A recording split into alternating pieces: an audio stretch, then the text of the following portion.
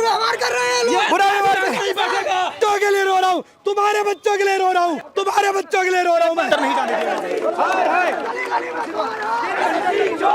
जब पेपर देने जाता था 3 साल सीजीएल भी निकाला मैंने, तो मैं स्लीपर भी नहीं मिलती थी, धक्के खा के जाता था। तो उनका ये है कि बच्चे भी धक्के खा के जाएं, फिर काहे का डिजिटल इंडिया पे लाठी चार्ज हो गया और मार मार के विदाउट प्रोवोकेशन पुलिस ने हमला किया टीचर्स पर। Without provocation. देश में मिडिल क्लास के जो बच्चे सरकारी नौकरी का ख्वाब देखते हैं, उनके लिए एक बहुत ही पॉपुलर परीक्षा है एसएससी, और उसको लेकर विवाद चल रहा है। और उसी के तहत जब 31 जुलाई को टीचर्स, स्टूडेंट नहीं, टीचर्स केंद्र सरकार से बातचीत करने के लिए गए, तो उनके साथ ऐसा बर्ताव हुआ जैसे मान लीजिए वो टीचर्स नहीं, कोई ऐसे ही हैं जिनको ऐसे ही खदेड़ा जा सकता है। नमस्कार, मैं हूं शरद शर्मा, आप देख रहे हैं शरद शर्मा ऑन ग्राउंड। मेरे साथ जानी मानी टीचर हैं नीतू मैम। आपका मैम बहुत बहुत स्वागत है। सबसे पहले तो मैम ये बताइए कि आप 31 जुलाई को आपने कॉल क्या दी थी? प्रोटेस्ट नहीं था वो जो आप करने गए थे, तो क्या करने गए थे, किससे मिलने गए थे और क्या हुआ? हम लोग मिलना चाहते थे डीओपीटी मिनिस्टर से। जितेंद्र सिंह जी। क्योंकि हम लोग एसएससी में ऑलरेडी जा चुके थे। एसएससी के चीफ से मुलाकात हो चुकी थी टीचर्स की, और उन्होंने अपने हाथ खड़े कर दिए थे कि हम कुछ नहीं कर सकते, बस ये है जो हम कर सकते हैं, बाकी के लिए आप डीओपीटी में बात करिए। डीओपीटी में भी बहुत सारे लोगों से बातचीत हो चुकी थी, लेकिन किसी के पास डिसीजन मेकिंग कैपेसिटी तो नहीं है। तो इसीलिए हम लोग चाहते थे जितेंद्र सिंह जी से मिलना, और जो पूरे देश भर से टीचर्स आए थे इस प्रोटेस्ट का कॉल पर, तो हम लोग सब टीचर्स वहाँ इकट्ठे हुए और हम लोग आगे बढ़े। तो पुलिस से हमारी यही मांग थी, पुलिस वहाँ पे बहुत भारी बल में तैनात थी, तो हमारी यही मांग थी, हम में से सिर्फ 4 लोगों को आप एसएससी के डीओपीटी मिनिस्टर से मिला दीजिए, बाकी सारे टीचर्स हम लोग यहीं रहेंगे। और हम लोगों ने किसी बच्चे को नहीं बुलाया था, क्योंकि हमें पता था कि बच्चे इतने भारी संख्या में आ सकते हैं जिनको हम लोग खुद भी कंट्रोल नहीं कर पाएंगे। तो हमारा सिर्फ इरादा था कि हम लोग जाके ज्ञापन देंगे और उनको बताएंगे कि जिस वेंडर को आपने दिया है उनके बस की बात क्यों नहीं है, और कितना तरह से भ्रष्टाचार हो चुका है और हो सकता है।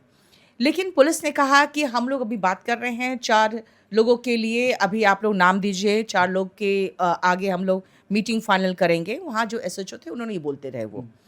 लेकिन इसी बीच 10 मिनट में वहाँ पे पुलिस भर के गाड़ियाँ आई और एक पूरी बस पुलिस की आई।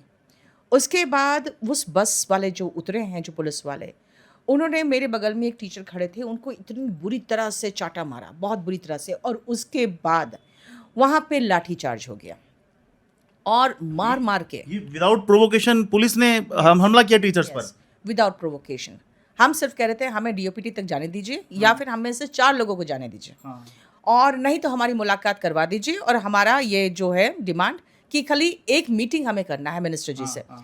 इसके बाद विदाउट प्रोवोकेशन उन्होंने खदेड़ के मारा है सबको, और एक का हाथ टूट गया, एक टीचर का, एक का छिल गया बुरी तरह से।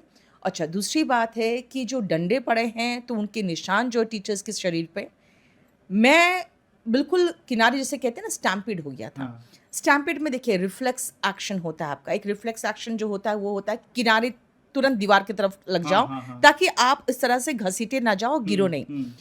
जब हम लोग किनारे भागे हैं तो वहाँ पे एक मंदिर था, उसका गेट के पास पहुँचे हम लोग। 3 हम लोग लड़कियाँ थी, वो दोनों भी मुझे प्रोटेक्ट करके निकाली, क्योंकि उनको, वो दोनों यंग थी, उनको लगा कि मैम को बचाना है। वो मुझे प्रोटेक्ट करके निकाली और उन्होंने मुझे मंदिर में घुसा दिया। जब मैं मंदिर में घुसी तो मैंने देखा ये मंदिर है, और मैं चप्पल पहन के थी। तब तक पुजारी ने कहा कि आप चप्पल पहन के अंदर आके, मैंने कहा मैं निकल रही हूँ। तब तक वहाँ एसएचओ ने कहा कि मैडम आपको तुम लोग घसीट के लेके जाएंगे, क्योंकि आप हमारे रडार पे, आप टीम लीड कर रही थी। जबकि यहाँ पे कोई लीड नहीं कर रहे थे। यहाँ पे एक कॉल दिया था, हमारे एक टीचर हैं, उन्होंने एक कॉल दिया था, तो सारे पूरे भारतवर्ष के टीचर्स साथ देने के लिए आ गए थे। तो यहाँ पे कोई लीड करना, कोई प्रदर्शन करना, कुछ ऐसा तो नहीं था। उन्होंने मुझे फिर घसीट के बस में बिठाया। अच्छा, बस में बिठाने के बाद एक और दूसरी बस थी, वो बस बवाना की तरफ चली गई, जो उसमें 20-25 टीचर थे। अच्छा। हम लोग इसमें करीबन 45 लोग थे। हम लोग को भेज दिया गया कापसेहड़ा बॉर्डर की तरफ। उसके बाद उधर से घुमाते हुए फिर नजफगढ़ बॉर्डर ले जाया गया, नजफगढ़ पुलिस स्टेशन ले जाया गया। मतलब हम लोग को 4 घंटा घुमाते रहे वो लोग। जब 4 घंटा घुमाते रहे तो इस बीच 2-3 टीचर्स चिल्लाने लगे कि भाई मेरा ब्लैडर फट जाएगा, मुझे वॉशरूम जाना है, आप लोग कर क्या रहे हो, कहाँ ले जा रहे हो। उसके बाद तब उन्होंने नजफगढ़ पुलिस स्टेशन ले गए। 15 मिनट बाद हम लोग नजफगढ़ पुलिस स्टेशन पहुँचे, वहाँ पे उन लोगों ने हमें उतारा। फिर उसके बाद वहाँ पे एक दर्री बिछा के एक रूम में बिठाया जिसका पंखा भी नहीं चल रहा था। हम लोग को जो बस में ले जाया गया था उसमें भी बहुत इनह्यूमन सा कंडीशन हो रहा था। कल बहुत बारिश थी, बहुत उमस था और बहुत हमें एक बॉटल पानी तक नहीं दिया गया पूरे रास्ते भर। डिहाइड्रेशन पूरा मुझे होने लगा, मेरी तबीयत ख़राब होने लगी। इस बीच कुछ टीचर्स ने लाइव कर दिया था, तो बीच में कुछ स्टूडेंट्स जो लाइब्रेरी वगैरह में पढ़ रहे थे वो लोग समझ गए कि इधर से गुजरने वाली है बस। वो लोग आके रास्ते में खड़े होके फिर उन्होंने पानी दिया, केला दिया, जलेबी वगैरह दिया, जो खा के थोड़ा मेरा फिर ब्लड प्रेशर शूट किया। तो फिर मुझे थोड़ा ठीक लगा, क्योंकि जिस तरह का माहौल था, इतनी उमस और एक बॉटल पानी भी नहीं दिया जा रहा था। रात को हम लोग जब वहाँ पहुँचे हैं, रात को जब हम लोग वहाँ पे 8:30 के लगभग 3 बार हम लोग का अटेंडेंस हो चुका। हम लोग का नाम नंबर लिखा गया, आधार वगैरह सब लिया गया और फिर 8:30 बजे हम लोग को वहाँ से छोड़ा गया। तब वहाँ से आप सोचिए यहाँ आने में करीबन 1.5 से 2 घंटे का टाइम लगता। हमने 2 गाड़ी मंगा रखी थी अपने जो टीचर्स के थे, और उन 2 गाड़ियों में हम लोग करीबन 10 लोग वापस आए हैं। लेकिन बाकी जो टीचर्स थे और 30 लोग थे, उसमें से 1-2 तो जो थे उनकी गाड़ियाँ थी, लेकिन बाकी लोगों का क्या हुआ, कैसे हुआ, कुछ पता नहीं। क्योंकि आप समझ सकते हैं नजफगढ़ से लेके यहाँ तक पहुँचने में करीबन 2 घंटे टाइम लगा। मतलब जिस तरह से जाम वगैरह था कल बारिश के कारण, और ये पूरे दिन भर हम लोगों को ख़राब किए सिर्फ इसीलिए कि हमने सिर्फ इतना सा डिमांड किया कि जो भ्रष्ट कंपनी है, जो एजुकेशन, जो एग्ज़ाम नहीं ले पा रही है, आप कम से कम उनको हटा के वापस टीसीएस को लाइए। बहुत सारे मुद्दे हैं, आपके साथ में एक एक मुद्दा डिस्कस कर लूँगी। हमारी संस्कृति में, भारतीय संस्कृति में एक कहावत है, गुरु गोविंद दोनों खड़े काके लागू पाए, बलिहारी गुरु आपने गोविंद दियो बताए। इसका मतलब ये है कि अगर गुरु और भगवान दोनों खड़े हैं तो पहले जो है आप किसके चरण छुएंगे?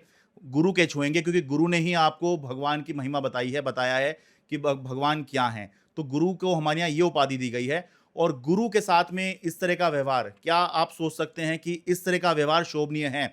ये बात कही जा सकती है कि अगर कुछ लोग इकट्ठे होकर, धारा 144 लगी हुई है, अब उसको भारतीय न्याय संहिता हो गई है, उसका नंबर कुछ और हो गया है, लेकिन पार्लियामेंट चल रही है तो वहाँ पर कुछ रिस्ट्रिक्शन होती है, ये बात ठीक है। लेकिन कुछ लोगों को, ये कोई ऐसे नहीं थे कि अनजान लोग थे, ये टीचर्स थे, और अगर ये वहाँ गए थे तो 4 लोगों का, 5 लोगों का एक प्रतिनिधिमंडल, ये हमेशा से होता आया है, वो जाकर अंदर अपना ज्ञापन सौंप देता है, या जो है जिससे मिलने जा रहे हैं उससे मिल के आ जाते हैं, बात खत्म हो जाती है। लेकिन ये जैसा ये बता रहे हैं कि बात हो गई थी कि 4 लोग आप लोग जाके मिल लीजिए, और उसके बाद में जो है उन्होंने खदेड़ना शुरू कर दिया और थप्पड़ मारा टीचर को। सर इनफैक्ट उन्होंने सिर्फ टाइम बाई किया, ये कह के कि आप 4 लोगों का नाम भेज रहे हैं, तब तक आप लोग यहाँ रुकिए। उन्होंने टाइम बाई किया ताकि वो पूरा पुलिस फोर्स को बुला के फिर उसके बाद वो लाठीचार्ज करवा दे। उन्होंने टाइम बाई किया था। एक मैं और देख रहा था वीडियो में, तो उसमें ये दिखाई दे रहा था कि अभिनय सर थे शायद, तो और शायद आप भी वहीं पर थी, तो उसमें कुछ ऐसी बात हो रही थी कि उन्होंने पूछा पुलिस वालों से कि आप डर क्यों रहे हैं, तो उन्होंने कहा कि आप वर्दी पहन लीजिए, आपको पता लग जाएगा डर क्यों रहे हैं। तो उन्होंने कहा कि मैंने ये वर्दी पहनकर उतार दी है।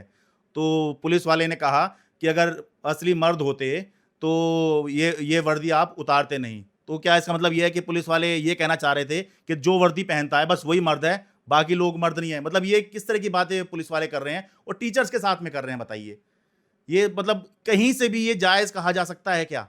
और इसमें हमें ये कहा जाता है कि आप इम्पार्शियल होइए, निष्पक्ष होइए, लेकिन अगर कहीं आपको दिख रहा है कि भाई ये व्यवहार नहीं हो सकता है, तो आपको कहना पड़ेगा। इसमें आप ये नहीं कहते अच्छा ठीक है आपके साथ ऐसा हो गया, चलिए ठीक है, हो गया होगा, ऐसा नहीं हो सकता है। अगर टीचर्स ये बता रहे हैं कि साथ ऐसा हुआ है, ये वीडियो में दिखाई दे रहा है कैसा हुआ है, वीडियो में दिख रहा है कि भागते हुए दिखाई दे रहे हैं टीचर्स, कोई स्टूडेंट नहीं है, कोई ऐसा नहीं है कि भाई उनमें कोई ऐसे एलिमेंट हो सकते हैं, तो उनके साथ ऐसा हो रहा है, तो सोचिए कि क्या स्थिति है। सर घसीटते हुए ले गए, और अगर मैं भी जाने से इनकार करती, अगर हाथ जैसा उन्होंने पकड़ा था तो वो मुझे घसीट के लेके जाते। आपने देखा होगा 2-3 टीचर को उन्होंने घसीट के चढ़ाया है। और दूसरी बात है कि अगर हम लोग वर्दी पहन के नहीं उतारते तो सर आज लाखों बच्चों को वर्दी नहीं पहना रहे होते। और आज हम आम जनता को ही चाहते हैं कि वो वर्दी पहने, तभी हम प्रोटेस्ट कर रहे हैं, क्योंकि अगर इस तरह से चलता रहा भ्रष्टाचार तो फिर वर्दी वही पहनेगा जिसके पॉकेट में 25 से 30 लाख रुपया होगा इन सीट्स को खरीदने के लिए। हम जो डिमांड कर रहे हैं, हम अपने लिए डिमांड नहीं कर रहे हैं, हम आम जनता के लिए डिमांड कर रहे हैं। अब वही मैं डिमांड जानना चाह रहा हूँ कि इशू क्या हुआ मैम, कि बहुत से लोग अभी समझ नहीं पा रहे हैं और देश का मेन स्ट्रीम मीडिया भी इसको अच्छे से दिखाता नहीं है, ताकि और इस वजह से लोगों को पता भी नहीं चल पाता है कि इशू क्या हो रहा है। इशू क्या है जिसकी वजह से आप लोगों को सड़क पे उतरना पड़ा, क्योंकि सड़क पे उतरना आपका काम नहीं है। आपका काम है बच्चों को पढ़ाना, ताकि बच्चे जो हैं वो देश का निर्माण करें। एक चाणक्य की एक बहुत बड़ी कहावत है, एक बात उन्होंने कही थी कि प्रलय और निर्माण शिक्षक की गोदी में खेलते हैं। तो आपका काम निर्माण का है, सड़क पे उतर के प्रोटेस्ट करना, क्योंकि आप नौकरी भी अपने लिए थोड़ी मांग रहे हैं आप। हाँ, ये तो अपना काम कर ही रहे हैं। कोई जो टीचर्स पढ़ा रहे होंगे वो तो ऑलरेडी नौकरी कर रहे हैं, तो वो अपने लिए नौकरी थोड़ी मांगने गए हैं। सोच के देखिए, कुछ होता है कि नौकरी मांग रहे हैं, वो आप लोग नौकरी थोड़ी मांगने गए हैं। तो थोड़ा बताइए कि इशू क्या हुआ है और जिस वजह से ये बात यहाँ तक पहुँच गई है। सर हम लोग छात्रों के साथ भावनात्मक रूप से जुड़े हुए हैं। वो जब आंसू बहाते हैं कि पूरा मेहनत करने के बाद भी उसके हाथ में नौकरी नहीं आई है, तो दिल टूटता है। देखिए प्रॉब्लम क्या है, पहले एसएससी ले रही थी टीसीएस कंपनी। टीसीएस के पास इंफ्रास्ट्रक्चर तो बहुत अच्छा है, हमें इंफ्रास्ट्रक्चर की कोई कमी नहीं थी, सारा प्रॉब्लम सॉर्टेड था। लेकिन टीसीएस के साथ एक प्रॉब्लम था कि वो 10th लेवल, 12th और ग्रेजुएशन तीनों का पेपर सेम लेवल का बना कर रख देता था। अच्छा। इससे बच्चे क्या होते थे कि अगर उनका 12th लेवल का एग्जाम क्लियर हो जाए तो 10th का लेवल का जो होता था वो वैकेंसी बर्बाद हो जाता था। वो 12th लेवल को ज्वाइन कर लेते थे या फिर सीजीएल ज्वाइन कर लेते थे। तो हमारा डिमांड था कि कम से कम वेटिंग लिस्ट लाओ, ताकि जो सीट्स खाली हो जाते हैं, बच्चे रिजाइन कर देते हैं या नहीं ज्वाइन करते हैं, आप उसको उसी वैकेंसी में फिल कर लो जो नीचे वाले बच्चे हैं। दूसरा था कि पेपर का लेवल अलग अलग बनाओ, क्योंकि 10th, 12th और ग्रेजुएशन का अलग अलग होना चाहिए। इससे क्या होता है कि जब ग्रेजुएशन लेवल वालों को स्क्राइब चाहिए तो वो 12th लेवल वाले स्क्राइब लेते हैं, जो ब्लाइंड है या हैंडीकैप है। अब 12th लेवल वाले भी वही सेम एग्जाम दे रहे हैं, तो वो जाके उनका इतना बढ़िया एग्जाम करके आते थे कि वो सेम जो कट ऑफ जनरल का जाता था वो कट ऑफ ब्लाइंड का भी जाने लगा। तो ये था कि 10th, 12th और ग्रेजुएशन का लेवल अलग अलग करिए। तीसरी चीज, ये टीसीएस क्वेश्चन जब गलत देना शुरू की तो उन्होंने 135 क्वेश्चन में 10 क्वेश्चन गलत ही दे दिया मेंस में। अब जब आपने गलत दे दिया, आंसर गलत दे दिया, तो बच्चों ने रिप्रेजेंट किया। रिप्रेजेंटेशन के भी 100 रुपये लेते हैं। अच्छा। तो उसमें भी करोड़ों कमा लिए। अच्छा, रिप्रेजेंटेशन जब किया गया तो आपको जब पता चल गया कि इस क्वेश्चन का आंसर हमने गलत दे दिया है, तो आप उसको एक्सपर्ट जो है उनसे गाइडेंस लेके उनको आंसर सही करवाइए। तो वो क्या करते हैं, मार्क्स टू ऑल कर दिए भाई, जिसमें हमें पता चल रहा है कि ये आंसर ही होना चाहिए और कॉमन सेंस का ये आंसर होना चाहिए, उन्होंने मार्क्स टू ऑल कर दिया। इससे क्या हुआ, बच्चों का सिलेक्शन प्रोसेस में गड़बड़ हुई और अच्छे बच्चे जो कॉमन सेंस के हिसाब से जिन्होंने अपना आंसर करके आए थे, वो जब मार्क्स टू ऑल सबको मिल गया तो फिर वो रह गया। तो ऐसे कंडीशन में हम लोग इन लड़ाइयों को लड़ रहे थे सर। अचानक क्या हुआ, टीसीएस को हटा के एसएससी ने एडिक्विटी को दे दिया। ठीक है। अब एडिक्विटी आई तो पता चला कि हम जो ऊपर लड़ाई लड़ रहे थे इन सब चीजों की, अब हमें लड़ना पड़ा, भैया पंखा तो चला दो, माउस तो ठीक दे दो। आप सेंटर दे रहे हो एकदम खेत में जहां पे जाना भी मुश्किल है। उसके बाद उनके पास एक प्रॉपर सेटअप नहीं है, इनविजिलेटर नहीं है। 16, 17, 18 साल की लड़कियां जो रील्स बनाती है उनको उठा के इनविजिलेटर के रूप में बिठा दिए हो आप। फिर उनके पास पेन नहीं जिससे वो रफ पेपर में चाहिए, रफ पेपर नहीं, क्योंकि पेन और पेपर लेके आप नहीं जा सकते हैं रफ करने के लिए, वो वही मिलता है। उनके पास रफ पेपर की कमी है, उनके पास पेन नहीं है। बच्चों को लाइन लगाए हुए हैं, बायोमेट्रिक नहीं चल रहा है, एग्ज़ाम लेट शुरू हो रहा है, टेक्निकल फेलियर हो रहा है, ग्लिच हो रहा है, और बच्चे जब हंगामा कर रहे हैं कि मेरा माउस नहीं चल रहा है तो बच्चे को पीटा भी जा रहा है। अच्छा। अब एक बात बताइए, हम किस लेवल की लड़ाई कर लड़ रहे थे, अब हमें एक पेन, पेपर, पंखा, माउस के लिए लड़ना पड़ रहा है। और आपकी माली हालत सर रातों रात अच्छी नहीं हो सकती है। आप रातों रात बड़े बड़े इंफ्रास्ट्रक्चर टीसीएस की तरह नहीं बना सकते हैं। जब एडिक्विटी के पास प्रॉपर इंफ्रास्ट्रक्चर नहीं है, इनके पास प्रॉपर मैनेजमेंट नहीं है, स्टाफ नहीं है, तो ये इतना बड़ा कमीशन जो पूरे भारत का सबसे बड़ा कमीशन है, जहाँ पे 1 करोड़ से ऊपर बच्चे एप्लीकेशन भरते हैं हर साल, वो कमीशन ऐसे टुटपुंजिए जो कहते हैं कंपनीज, उनको दे रहे हैं सारे कंप्लीट, उन्होंने उठा के दे दिया है एडिक्विटी को। मैं एक बात यहाँ क्लियर कर दूं मैम, जो दो कंपनियों का नाम ले रही हैं कि टीसीएस पहले थी, अब एडिक्विटी को दिया गया है, तो यहाँ हमारी मंशा किसी को महान बताने की या आपकी मंशा महान बताने की या खराब बताने की नहीं है, लेकिन ये है कि टीसीएस टाटा कंसल्टेंसी सर्विसेज ये एक नामी कंपनी है जिसके पास ही माना जाता है कि पहले से करा थी, इंफ्रास्ट्रक्चर अच्छा था उसके पास में, लेकिन अब जब नई कंपनी आई जिसको काम दिया गया कि आप पेपर कराइए, तो उसके पास इंफ्रास्ट्रक्चर नहीं है, तो उसके ऊपर मैम जो है सवाल उठा रही हैं, ठीक है ना मैम? सर मैं आपको एक छोटा एग्जाम्पल से बताती हूँ हाँ। कि अगर मेरे आँख खराब है, मैं डॉक्टर के पास गई हूँ कि भाई मुझे चश्मा चाहिए, और डॉक्टर ने मेरे दोनों आँख फोड़ दिए, बस यही हुआ है कि टीसीएस में जो 2-3 खामियां थी, वो खामियों को हम रिमूव करवाने के लिए एक मुहिम चलाए हुए थे, उसको छोड़ के अब हमें एक पेन, पंखा, माउस के लिए लड़ना पड़ रहा है, और ऐसे कंपनी से लड़ना पड़ रहा है जिस कंपनी का बहुत अच्छा ट्रैक रिकॉर्ड भी नहीं है। फेयर एंड जो कहते हैं प्रॉपर साफ सुथरे तरीके से एग्जाम कराने का भी उनका कोई अच्छा ट्रैक रिकॉर्ड नहीं है। एक वो कहावत होती है ना, नमाज बख्शवाने गए थे रोजे गले पड़ गए, वो ऐसी वाली बात लग रही है आपकी बात से। बिल्कुल बिल्कुल सही कह रहे हो आप। अच्छा, एक चीज़ और बता दूं मैं कि मैम करीब कितने 30-35 लाख बच्चे हर साल एसएससी का एग्जाम देते हैं। सर 35 लाख तो सीजीएल का एग्ज़ाम देते हैं। अच्छा। ठीक है, उसमें एप्लीकेशन जाता है। अच्छा। आप पूरा कंप्लीट अगर मिला लो, SSC, GD, MTS, CHSL, CGL, करीबन 1 से 1.5 करोड़ बच्चे हैं जो फॉर्म्स भरते हैं। अच्छा। ठीक है, सेम प्रॉब्लम आप रेलवे में देखोगे, रेलवे की भी कोई बहुत अच्छी हालत नहीं है। आप किस लेवल की बात करेंगे, हर लेवल में प्रॉब्लम है, और जो प्रॉब्लम्स है वो हम एकदम हमें मुझवानी याद है कि ये प्रॉब्लम्स है, और हमें जाके जब बताना पड़ता है एसएससी को, तो इतने वहाँ के जो वो ऑफिसर्स है इतने इग्नोरेंट है, उनको समझ में नहीं आता कि बोला क्या है। सर फेस 13 का जो एग्ज़ाम हुआ है उसमें सेम क्वेश्चन पेपर दूसरे दिन रिपीट हो गया है। ठीक है, और कल जाके जब अभिनय शर्मा ने बात किया है तो उनका कहना है डायरेक्टर का, तो क्या हुआ, उसमें बच्चों को तो नहीं लगा होगा कि यहाँ पेपर रिपीट होगा, तो वो तो उसको तैयारी नहीं किए होंगे, पेपर रिपीट हो गया तो अच्छा ही हुआ ना, वो एक्सपेक्ट तो किए नहीं होंगे। उनका कहना है कि हम एआई से बनवा रहे हैं पेपर, हम तो एकदम वर्जिन पेपर दे रहे हैं जिसको कोई छुआ भी नहीं। भाई क्या लैंग्वेज यूज़ करते हैं वो। और मतलब सच कहें तो अगर आप जाएंगे बात करने तो मोस्ट ऑफ द ऑफिसर्स को पता ही नहीं है कि ग्राउंड रियलिटी क्या है, क्योंकि वो बच्चों को और बच्चों के अभिभावक को और टीचर्स को सबको इतना दूर रखे हुए हैं। उनको ऐसा लगता है जैसे हम लोग अगर बात करने जाएंगे ना तो भाई ये कोचिंग माफिया है, वो इस तरह से ट्रीट करते हैं। वो तो खैर किसी के बारे में कुछ भी कहा जा सकता है, पर ये एक बात बिल्कुल एक सत्य बात है कि अगर आप लोगों ने कॉल दी होती कि चलिए स्टूडेंट भी चलिए, क्योंकि अल्टीमेटली स्टूडेंट को ही तो इसमें कुछ फ़ायदा मिलना है, अगर कुछ सुधार होगा तो स्टूडेंट का ही होगा। तो अगर आपने कॉल दी होती तो हज़ारों बच्चे जो हैं वो वहाँ पर जंतर मंतर पहुँच सकते थे, लेकिन ये दिखाई दिया कि आप कुछ टीचर्स ही थे वहाँ पर शुरू से आखिर तक। बच्चे तो बाद में आए हैं जब देखा कि आप लोग जो है आपको डिटेन कर लिया है।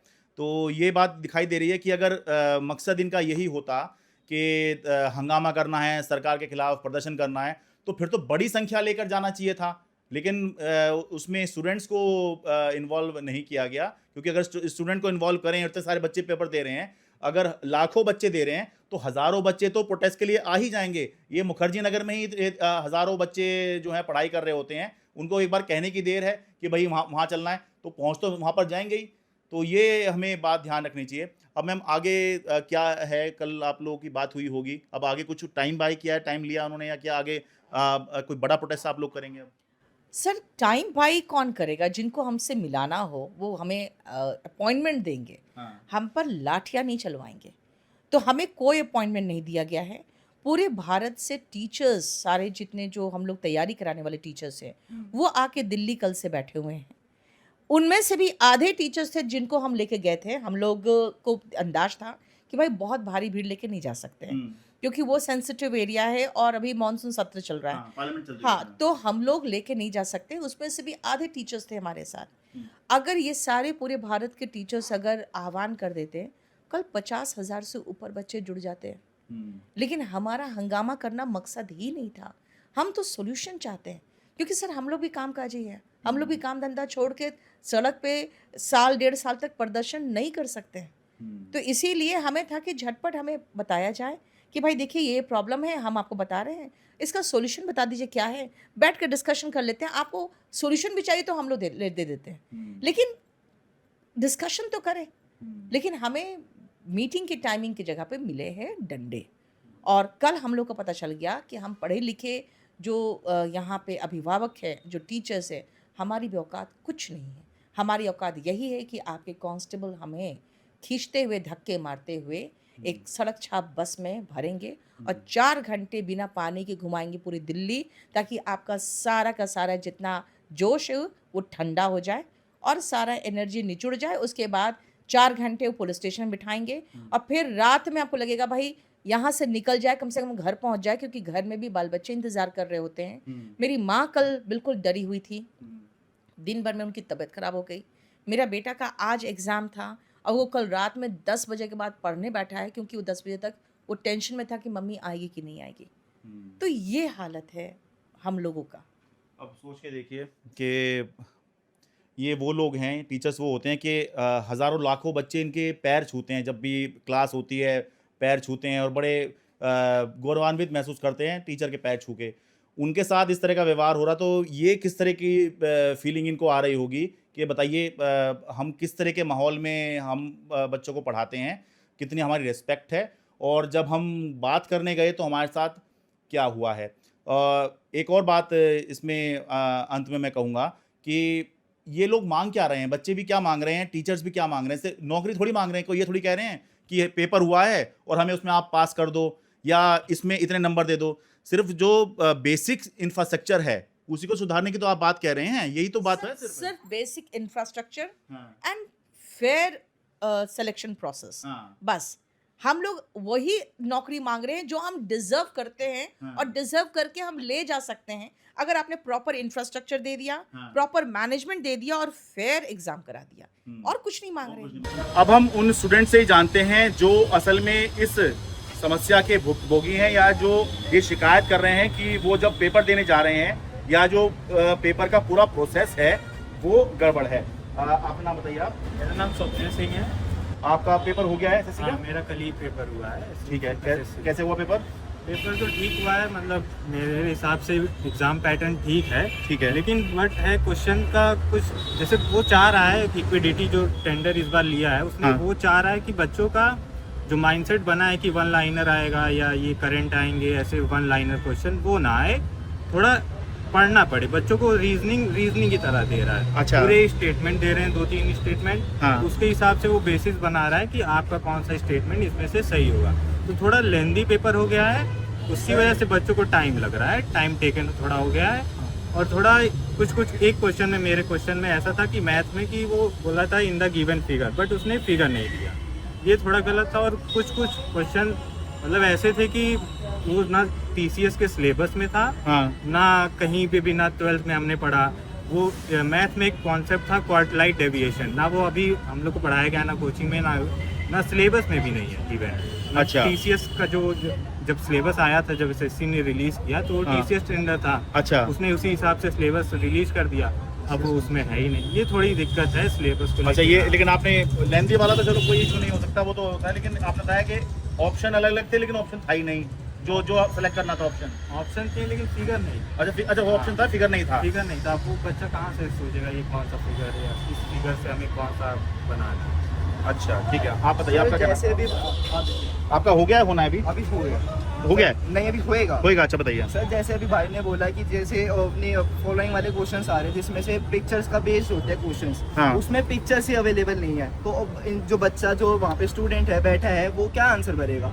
जो वहाँ पे अगर जो पूरा पिक्चर बेस्ड क्वेश्चन है, जो हमने पिक्चर से देख के करना है, उसमें पिक्चर ही ना दे तो वो फिर वो क्वेश्चन ही वैलिड नहीं रहता। और अच्छा। और अभी गवर्नमेंट जो एग्जाम्स हो गए हैं उनमें कुछ ऐसा पैटर्न हो गया कि उसमें ऐसे क्वेश्चन डाल रहे हैं जो हमारे जो मास्टर्स हैं उन्हें भी नहीं पता है। मतलब ऐसे इस बेस्ड के क्वेश्चंस आ रहे हैं जो हमारे बहुत ज़्यादा मुश्किल हो रखे हैं। मतलब वो पूरी डिक्शनरी खोल रखी है, बैठे सारी बुक उन्होंने खोल रखी है, एंकलेस उन्होंने पढ़ रखी है, सारी चीजें कर रखी है जो हमारे मास्टर्स को भी नहीं पता है। हाँ। जो कि जिन्हें 25 साल का है, 30 साल का एक्सपीरियंस है, उन्हें भी वो क्वेश्चंस के आंसर नहीं पता है। उस बेस्ड के क्वेश्चंस, उस लेवल के क्वेश्चंस हमारे पेपर में नहीं, पर उससे तो वो ये नहीं कह देंगे कि भाई इसमें हमारी गलती नहीं है, वो आप अगर जहाँ से पढ़ के आए हो उनसे बात कीजिए। सर एक कोचिंग बेस्ड होता है। मान लो अगर ये है केडी कैंपस है, केडी कैंपस के अगर ये केडी कैंपस एक गलत हो सकता है, यहाँ के स्टूडेंट कोई गलत हो सकता है, पर हाँ। सारे ऑल ऑफ जहाँ पे हमारे चल रहे हैं कोचिंग हाँ। या और भी सेंटर से हो रखी है, तो वो गलत नहीं हो सकते। अगर सबकी यही ऑब्जेक्शन आ रखा है कि ये अच्छा। सारे गलत है, मास्टर्स को भी नहीं पता है, तो वो पेपर वाला गलत होगा ना सर। ये आप ये जो पिक्चर वाला बता रहे हैं, ये इस वाला सरल करके बताइए कि किस तरह का सवाल था कि भाई जैसे मान लीजिए उन्होंने पूछा कि भाई ये शेर की फोटो है, तो शेर के बारे में लिखिए, तो वो शेर की फोटो थी नहीं वहाँ पर, ऐसा था। जैसे अभी रीजनिंग का पेपर हुआ, हाँ। रीजनिंग में अगर जैसे 4 ऑप्शंस होते हैं जिसमें वो पैटर्न बनाने वाले होते हैं, अब उसमें पैटर्न का 3 ऑप्शन दे रखे हैं, तो उसमें चौथा ऑप्शन नहीं दे रखा, चौथा ऑप्शन ही ब्लैंक है, बिल्कुल ब्लैंक है। अच्छा। तो अब उसमें क्या करेंगे, 3 पैटर्न को हमने वो दे रखे हैं ना कि जो हमें दे रखे हैं, मतलब एमसीक्यू भी जो हमारा एमसीक्यू बेस्ड पेपर होता है, जो भी एग्जाम होते हैं गवर्नमेंट बेस्ड, हाँ। वो हमारे एमसीक्यू बेस्ड होते हैं। ठीक है, एमसीक्यू मतलब multiple choice question. Multiple choice question. हाँ। तो उसमें ऑप्शंस ही ना देंगे, हमारे मान लो क्वेश्चन में हमारे 3 फिगर दे रखी है, हाँ। उसमें चौथे में मैं क्वेश्चन मार्क डाल दिया। अब ऑप्शन हमें 4 ऑप्शन गिवन होते हैं, अब चौथे में मतलब में 3 ऑप्शन गिवन है, अब तीनों में वो तीनों आंसर नहीं है, अब चौथे में हम क्या करेंगे, वो ओ। खाली ब्लैंक है वो। एक कोई सेंटर को लेकर भी कोई सेंटर के लिए एक जो प्रेफरेंस डाले जा रहे हैं, 3 जो प्रेफरेंस हो रहे हैं, हाँ। वो प्रेफरेंस में सेंटर नहीं मिल रहा, उसके बाद 400 500 किलोमीटर सेंटर दे रहे हैं। हाँ। उधर जब बच्चा जाता है एग्जाम देने के लिए, उधर जाकर पता चलता है एग्जाम कैंसिल हो गया तुम्हारा, या फिर तुम्हारे बायोमेट्रिक्स नहीं हो रहे हैं, या फिर तुम्हारे एग्जाम देने में प्रॉब्लम दिलवा रहे हैं, वहाँ पे नेट नहीं चल रहा है, कोई दिक्कत आ रही है, माउस नहीं चल रहा है, कीबोर्ड नहीं चल रहा है, अच्छा। इतने बड़े बड़े इशूज हो रहे हैं। फिर और टाइम 1 घंटा होता है एग्जाम करने के लिए, अब बच्चा उसमें बायोमेट्रिक अपना करे या टीचर से लड़ाई सर, करे, ज़्यादातर- या मतलब क्या करे, मतलब और क्वेश्चन भी जो आ रहे हैं, एक मेरा भी दोस्त लेके आया है, हाँ। प्रदीप गुर्जर नाम है उसका, हाँ। तो उसके में एक क्वेश्चन आया, उसका माउस काम नहीं कर रहा था, उसके में एक क्वेश्चन आया कि PQ is the diameter of a circle हाँ। And find the value of 2x। अब वहाँ कोई फिगर नहीं है ना, वहाँ पे कुछ है, तो मतलब कहाँ से निकालेगा? ये थोड़ा सरल करके बता दूं, जो सेंटर की बात कर रहे हैं वो ये बता रहे हैं कि जब ये फॉर्म भर रहे हैं कि हाँ भाई एसएससी का, तो उसमें 3 प्रेफरेंस पूछी जाती है कि आप कौन सा सेंटर लेना चाहेंगे। तो इनका ये कहना है कि वो तीनों ही प्रेफरेंस छोड़कर किसी चौथी जगह पर इनको जो है सेंटर मिल जा रहा है। काफी दूर दे रहे हैं, अब उसके बाद एग्जाम वहाँ पे जाके कैंसिल हो रहा है, हाँ। वहाँ पे कोई एग्जाम ही नहीं हो रहा है कि भाई दिक्कत आ रही है बायोमेट्रिक्स में, एग्जाम ही उस दिन कैंसिल कर दे रहे हैं कि हम बाद में कराएंगे और आपका सर एग्जाम। ज्यादातर ये दिक्कत आती है वहाँ पे बायोमेट्रिक्स में वहाँ पे उनकी मशीन्स नहीं चलती है, वहाँ पे हम थंब एक्सप्रेशन लगाते हैं, वहाँ पे वो थंब एक्सप्रेशन बना कर देते हैं। इंसान तो हम रियल है ना और सर वो वहाँ पे- इंफ्रास्ट्रक्चर जो है वहाँ पे, इंफ्रास्ट्रक्चर इतना गंदा है, जो दिखाए जा रहे हैं, जो आ रहे हैं कि कई ऐसा लग रहा है कि कुछ है ही नहीं उधर। कंप्यूटर 4 कंप्यूटर रखे हुए हैं, पूरा कमरा है खाली सा रखा हुआ है, कोई इन्विजिलेटर नहीं है वहाँ पे चेक करने के लिए अच्छे से, कुछ भाई है ही नहीं। ये जो आप बता रहे हैं, ये सुनी सुनाई बता रहे हैं या आपके जो अपने और जो दोस्त हमारे लोग हैं? दोस्त जो लेके आ रहे हैं, अच्छा, वो अच्छा, अच्छा। हाँ, उसका एक्सपीरियंस बता रहे ठीक है, हैं, हमें हाँ, भी हाँ, अभी देना है आगे जाके। जैसे ही कहा गया है कि यहाँ हमारे यहाँ पर सेंटर पास में दिए जाएंगे 100 किलोमीटर 50 किलोमीटर में, हाँ। पहले चीज तो आपको ऐसे सेंटर देना चाहिए जहाँ ना कोई नाम हो, क्या जहाँ कोई प्रेफरेंस हो, अच्छी हो, कि जैसे आपको जंगल में भेज दिया जा रहा है, वहाँ से बंदा 3-4 किलोमीटर वहीं पर बार बार घूम रहा है, तो ऐसे सेंटर क्यों दे रहे हो आप? ये भी तो देखो कि मतलब थोड़ा उदाहरण से समझाइए कि थोड़ा उदाहरण का मतलब ये है कि आपने ऐसी जगह दिया है सेंटर जहाँ कोई सेंटर है ही नहीं, मतलब जहाँ पेड़ है, जंगल है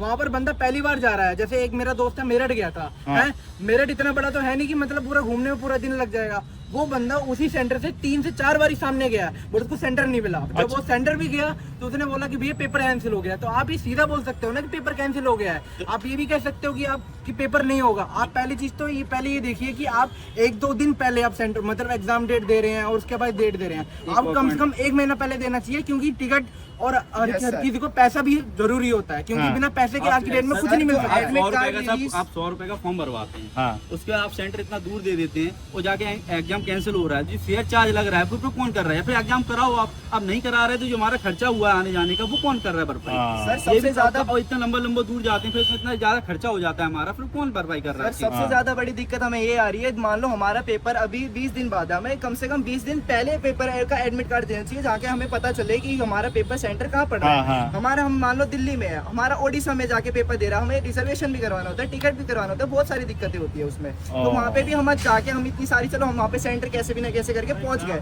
अब वहाँ पे भी बायोमेट्रिक्स में दिक्कत आती है, हमारा 1 घंटे का पेपर होता है, 1 घंटे में भी 20 मिनट तो ऐसे ले देते हैं। मान लो हमारा कीबोर्ड नहीं चल रहा है, माउस नहीं चल रहा है, इतनी दिक्कत आती है, फिर वो बोलते हैं 2 मिनट में, हम तो 2 मिनट में क्वेश्चन सोल्व कर देंगे। और ये दिक्कत इसी बार आई है, पिछली बार भी थी? सर ये हमेशा आती है सर, ये जब भी गवर्नमेंट के एग्जाम्स होते हैं ये हमेशा दिक्कत आती है, बस ऑब्जेक्शन आज उठा है। अच्छा, नहीं बहुत ज्यादा ही है। सर पहले जो होता था टीसीएस कराता था एग्जाम, तो उसका ये सेंटर वाइज ठीक है, पर एग्जाम में दिक्कत नहीं आती, उनका इंफ्रास्ट्रक्चर अच्छा है टीसीएस का। तो जो एडुकेटी जो करा रही है, इनके पास ना इंफ्रास्ट्रक्चर है ना इनके पास सर्वर्स हैं, इनका सब कुछ खराब चल रहा है, मतलब कुछ है ही नहीं इनके पास। एग्जाम कैंसिल करा रहे हैं, पर टीसीएस का एग्जाम तो कम से कम कैंसिल नहीं होता था, पहले से पता चल जाता था, प्रॉपर एग्जाम हो जाते थे। बड़ी उम्मीद से जो है एक दिन के हिसाब से सोच समझ के पेपर की तैयारी होती है, और उस दिन जो है आपका पेपर कैंसिल हो जाए तो फिर जो है जो डिस्टर्ब होता है स्टूडेंट, वो आप समझ सकते हैं। आप बताइए।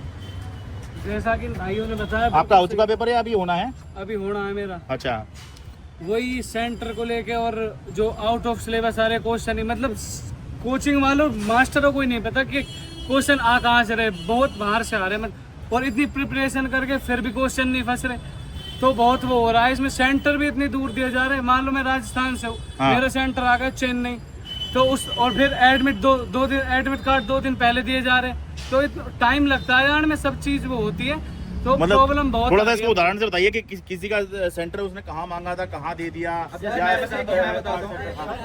बता सकते हैं कि नियर बाय इन्होंने डाला सेंटर, जैसे दिल्ली हो गया, मेरठ हो गया, कानपुर हो गया, ठीक है। तो इन तीनों जगह के इलाके में देना चाहिए ना। आप क्यों हमें उड़ीसा भेज रहे हो, आप हमें क्यों राजस्थान भेज रहे हो, चेन्नई क्यों भेजा जा रहा है कि हम अपने माँ बाप के लिए। ये वाकई हो रहा है? हाँ जी, अरे वाकई हो रहा है, क्योंकि ये चीज गलत बहुत हो रही है, क्योंकि उसमें बच्चों के पैसे जा रहे हैं, माँ बाप की मेहनत जा रही है, उसकी मेहनत जा रही है, उसका फिजिकल हर चीज जा रहा है, वहाँ पे जाके पता लगता है कि भैया कैंसिल हो गया पेपर। आप कभी हमारी जगह रह के देखो, हमारी जगह बैठ के देखो, फिर हमें पता लगेगा कि आप कितने उससे जा रहे हो। नहीं, वो इंसान जहाँ रहता है उसके आसपास के हिसाब से वो अपना माइंड मेकअप करता है, वो प्रेफरेंस दे रहा है, उससे प्रेफरेंस से अलग आप जाएंगे और बहुत दूर जाएंगे तो वैसे ही जो है एक तरह का मेंटल ट्रॉमा हो जाता है कि अरे भाई वहाँ कैसे जाएंगे, पता करो वहाँ ट्रेन कौन सी जाएगी। पहले बताते हैं ये मिडिल क्लास के बच्चे हैं, ये फ्लाइट से भी नहीं जाएंगे, इनको ट्रेन ही करनी पड़ेगी किसी तरह से। सर एग्जाम में 3 प्रेफरेंस भरनी होती है। मान लो मैं दिल्ली में रहता हूँ, मेरा ग्रेटर नोएडा और मैंने गाजियाबाद भर दिया, अब मेरा इससे दूर चेन्नई, उड़ीसा, राजस्थान ऐसे भेज रहे हैं, और एडमिट कार्ड हमारा 2 दिन पहले रिलीज हो रहा है, तो कैसे बच्चा वहाँ पे पहुँच सकता है? अच्छा, 2 दिन पहले भी रिलीज हुआ था? सर 2 दिन पहले ही होता है। अभी एक नया केस ये भी आया है, मैंने अभी देखा है कि इसमें एक लड़की का सेंटर आता है कि उसका एडमिट कार्ड आ जाता है, उसको सेंटर दिया रहता है कि इस सेंटर पे आपको जाना है। हाँ। वो उस डेट पे उस सेंटर पे पहुंच रही है, उस सेंटर पे पहुंचने के बाद उसको दोबारा डाउनलोड कर दी, सेंटर चेंज हो गया उसका। हाँ, अब सर, मतलब ये बहुत एग्जाम मेजर सेंटर पहुंचने प्रॉब्लम के है, बाद जो कि उसका बहुत एडमिट कार्ड common निकलवा लिया है। उसका, एडमिट कार्ड निकलवा लिया, दूसरा उसने गूगल से फिर डाउनलोड किया, तो एग्जाम सेंटर दूसरा बोला, मैं कैसे चली जाऊंगी, मैं इतने कम पीरियड ऑफ टाइम में कैसे दूसरे सेंटर पे? हाँ, आप कुछ कहना चाह रहे भाई? हाँ। कुछ नहीं सर, वैसे ऐसे, और खासकर वो सेंटर ऐसी जगह दे रहे हैं मतलब कि वो कुछ लग ही नहीं रहा का इंस्टीट्यूट टाइप। मतलब कोई इनका कहना मतलब ये कोई ऐसी प्रोमिनेंट जगह नहीं है, जैसे आप गूगल पे डालकर पहुंच जाते हैं तो वहाँ अगर प्रोमिनेंट जगह हो तो आप उसके पहुंच जाते हैं कि भाई ये लैंडमार्क है, लेकिन ये इनका कहना है कि ऐसी जगह पे दे रहे हैं वहाँ लोगों को पता ही नहीं कि यहाँ ऐसा कोई करके ये तो कह रहे हैं। ये भी बात है। जिस क्लास में 1 to 9 सर, वाली सबसे बड़ी स्कूल है बात- उसमें ये सेंटर दे रहे हैं, वो पता ही नहीं चल रहा कि कौन सा स्कूल है। अच्छा, प्राइमरी टाइप के स्कूल, ये मिडिल स्कूल। रिसोर्सेज की बहुत कमी है वहाँ पे स्टार्टिंग से ही, मतलब टीचर सही से नहीं है, और माउस नहीं चल रहे, कीबोर्ड नहीं चल रहे, यही सारी दिक्कत ये तो बेसिक सी बात है। और सारा आपका जो एग्जाम होता है ये अपने पेन से नहीं लिखते हैं, डेस्कटॉप पे बैठते हैं। बिल्कुल डेस्कटॉप पे होता है। हाँ, तो वहाँ तो सारा इंटरनेट और सारी फैसिलिटी जो है ये होनी चाहिए। सर, आपने इंटरनेट तो नहीं, पर वो सर उनके बीच में सर्वर उठ जाते हैं। पॉइंट है कि जैसे आपने टेंडर चेंज किया, ठीक है करो, बट अगर आपने टेंडर चेंज कर रहे हो तो उस हिसाब से टेंडर का सिलेबस भी बताओ कि वो टेंडर किस हिसाब से क्वेश्चन पूछेगा। अच्छा, आपने सिलेबस दिया है टीसीएस का, वो टीसीएस वाला सिलेबस हम बच्चे वही पढ़ रहे हैं 1 साल से 1.5 साल से। अब वो तुरंत आपने टेंडर चेंज किया, ना सिलेबस बताया, कुछ बच्चा कैसे क्वेश्चन कर? ये बेसिकली इसमें कह रहे हैं कि पिछले साल जो पेपर कंडक्ट कराने की जिम्मेदारी थी वो थी टीसीएस की, इस साल जो पेपर कंडक्ट कराने की जिम्मेदारी है वो है एडुकेटी की। तो उसके बारे में कह रहे हैं कि इन्होंने पढ़ाई जो की हुई है उससे अलग जो है सवाल आ रहे हैं, जिससे ये जो है पेपर देते हुए परेशान हो रहे हैं कि कहाँ से आ गया, इसका तो कुछ सुना भी होगा कि वहाँ पे इंदौर में बच्चों के साथ मारपीट हुई है। Yes, जो sir. आपने सुना होगा। हाँ। Yes, sir. मैंने फॉलो नहीं कर रहा था। तो बच्चों के साथ मारपीट हुई है, जैसे इंदौर में सेंटर गया है, मतलब उसने बताया कि सर, गलत वो हो भी रहा है, बहुत- तो मारपीट हुई है, उसके नाक से खून आया है। ये सर, वो वीडियो भी- आप सोशल वो मीडिया पे भी- देख सकते हो, अच्छा। कहीं पे भी देख सकते हो, मतलब सामने सामने हो रहा है। और कुछ एक जगह जो इन्विजिलेटर है वो रील्स बना रही है अपनी, वहाँ पे इन्विजिलेटर मोबाइल ले जाना अलाउड नहीं होता अंदर। आप कैसे लेके जा रहे हैं अंदर मोबाइल? मैं जो इन्विजिलेटर है तो उसको भी मोबाइल ले जाना अंदर अलाउड नहीं रहता, वो कैसे लेके जा रहे हैं और अंदर? सर जो इंदौर में साफ साफ दर्शा रहा है कि नकल जो हो रही सर है। इंदौर में बच्चे के साथ एक हाथापाई हुई है, उसकी वो भी बहुत माइनर सी वो चीज थी। मान लो उसका मतलब उसके साथ क्या दिक्कत आई थी, उसका जहाँ पे सेंटर पड़ा था वहाँ पे उसका माउस नहीं चल रहा था, उसने कंप्लेंट करी, उन्होंने बोला 2 मिनट। ऐसे ही उन्होंने फिर कहीं किसी और उस पे सर्वर पे बैठाया, मतलब किसी और उस पे बैठाया सिस्टम पे, वहाँ पे भी वो उसमें दिक्कत आ गई कीबोर्ड में।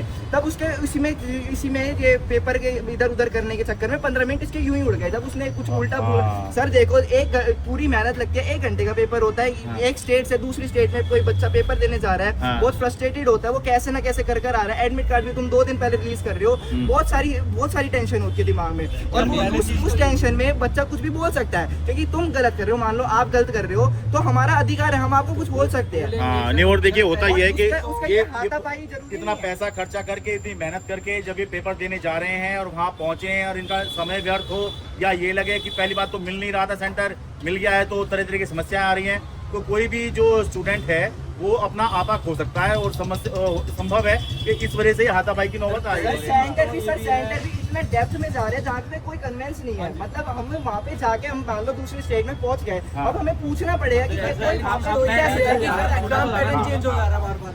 सर एक प्रॉब्लम ये आ रही है, जैसे ना पेपर आ रहा है, पेपर में ना जो आंसर है ना उस पर टिक होके आ रहा है, मतलब हाँ, सर। अंडरलाइन होके आ रहा है कि यही आंसर है, हाईलाइट होकर आ रहा है highlight सर। होके आ रहा है। वो भी कुछ पेपर में बार-बार में ये रिपीट हो रहा है। अभी कुछ स्टूडेंट के पेपर में ऐसा भी आया कि मान लो कोई ऑप्शंस है, उसमें हाईलाइट होकर आया। अब तो सर नॉर्मल सी बात है, तो भेदभाव वाली बात है, अब बच्चों को तो पता ही ये वाला टिक है, तो ये मतलब हाईलाइट। अच्छा, ये तो बड़ा अजीब सा लग रहा है सुनने में। सर कुछ बच्चों के अभी ये रिसेंटली का है, Yes, ये sir। अभी कुछ बच्चों के पेपर में ऐसी ही सारी सिस्टम हो सर एक सेंटर में तो ये प्रॉब्लम हुई है कि ना किसी बच्चे का आसान पेपर आ गया, किसी का हार्ड आ गया, और नॉर्मलाइजेशन करने के लिए ना किसी के नंबर बढ़ाए जा रहे हैं, किसी के नंबर घटाए जा रहे हैं। तो ये कैसे पता लग रहा है आपको पढ़ा रहे हैं घटा रहे सर। हैं? ये गवर्नमेंट मतलब में जैसे आसान, जैसे जिसका आसान आया ना उसके में से नंबर कम किए जा रहे हैं, और जिसका हार्ड आया उसके में प्लस किए जा रहे नहीं, हैं। पर वो पता कैसे लग रहा है आपको? मैं ये जानना चाह रहा हूँ। जो नॉर्मलाइजेशन हो रहा है ना, मतलब दोनों को चेक करा जा रहा है, दोनों पेपर को, उससे पता चल रहा है। अच्छा।